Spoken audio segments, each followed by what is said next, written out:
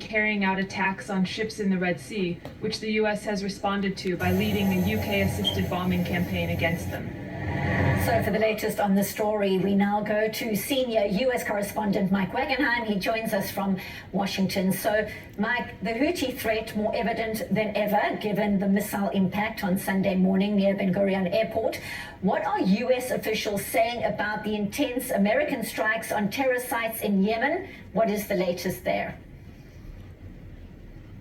It's not so much what they're saying, Benita, more importantly what they're doing, which, as you mentioned, continue to strike here. But there's another element that's involved here that's kind of proverbially flying under the radar. The Yemeni vice foreign minister visited Washington in the last few days, and he's calling on the U.S. government to back the Yemeni government forces, the recognized government forces, in a potential ground operation against the Houthis, basically saying, hey, listen, the region, the world has thrown what they can at the Houthis. The Saudis failed, the Emiratis failed, the U.S.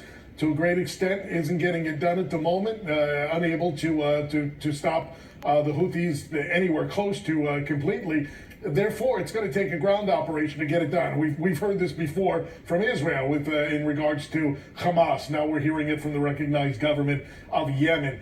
The vice foreign minister walked away from Washington, he said, with a lot more questions than he had anticipated and very few answers. So from that standpoint, the U.S. certainly isn't willing to commit at this point to supporting, to that extent at least, the government, or rather the internationally recognized government there in Yemen. But to the extent they can continue to support Israel with these strikes, listen, they're doing it. They've got two huge aircraft carriers in the region. They're pouring in billions of dollars. They're continuing to strike around the clock pretty much every day. But the larger question is, what effect is it really happening? And if missiles keep landing in and around Ben Gurion Airport, what is plan B at that point in time? Coordination between Washington and Jerusalem only goes so far when you're really unable to contain the threat to that extent. Well, certainly the whole region waiting to see what their plan B as such actually looks like. President Donald Trump taking part in a summit with Gulf leaders during his visit to Saudi Arabia next week. It's supposed to be part of a discussion on defense, investment, and emerging technologies. What, though, is being made of the fact that he isn't visiting Israel? What are you learning there?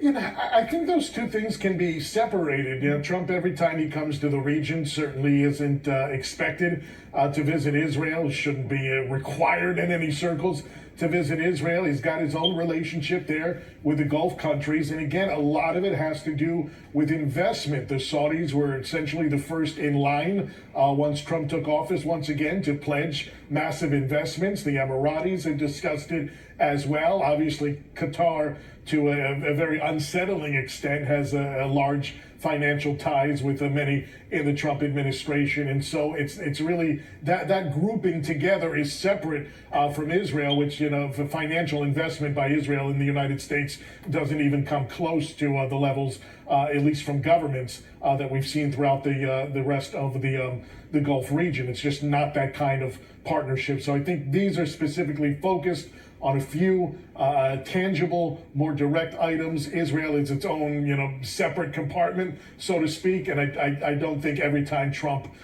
comes to the region that he automatically should, you know, be required to visit Israel, or it would be frowned upon not to. I think most can kind of separate out those two things. Interesting, because one of the hostages still in Gaza, one of the living hostages, is an American. One wonders what the optics would look like if the U.S. president would have to be here and make statements about what is happening. It would be interesting, but as you say, at this point, it looks like that's not happening.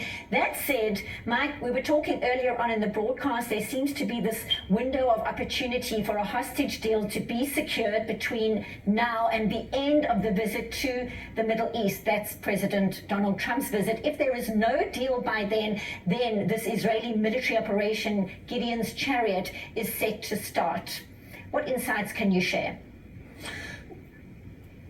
Well, first off, you would have to take at face value that the Israeli government and the IDF would move forward with that plan. There's so many variables involved. The Trump administration can always step in and say, now's not the time, or you don't have our full backing, or we want more time for diplomacy. We've seen that from the Trump administration as well on a number of fronts. So simply the Israeli government throwing that deadline out there doesn't necessarily mean that Trump, on his way back from the United Arab Emirates at the end of next week, will automatically trigger this large invasion. I think especially when you're dealing with Trump, Netanyahu alone, but when you're dealing with Trump, deadlines aren't necessarily deadlines, if you know what I mean. Senior U.S. correspondent Mike Wagenheim, appreciate the updates and your insights as always. Thank you very much. Mike Wagenheim in Washington.